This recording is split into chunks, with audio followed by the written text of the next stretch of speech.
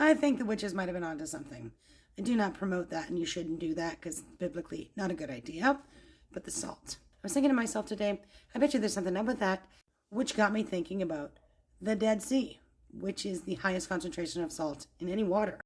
Then I caught something very interesting. The Dead Sea is a large body of salt water on the southern end of the Jordan River, cited 16 times in the Bible. 16, that's interesting.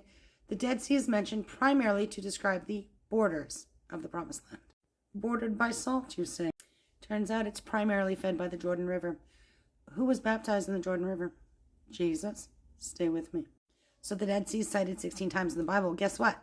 It is also 16 miles from Jerusalem. Now, the number 16 represents, it means love, right? Representing God's love for Israel. It is believed to be the site of Sodom and Gomorrah. You know the pillar of salt? She looks back, Lot's wife turns to a pillar of salt. So what if God had to destroy Sodom and Gomorrah because it was full of Nephilim and full of demons? What if the salt is what's keeping the demons away, keeping them out of Jerusalem, keeping them out of the Promised Land, right? Then you think about the witches. You know how they put it in like a circle of salt, keep the demons out and the bad spirits? I think the witches were onto something because, yeah, salt, I actually do think it's keeping the demons away. And then if you're gargling hot salt water, you're killing bacteria, anything destructive, bad things, bad germs, like demons. And remember the video that I did on water binding the demons, which would be the reason to get baptized, right? You go under the water, then you come up and the water binds the demons.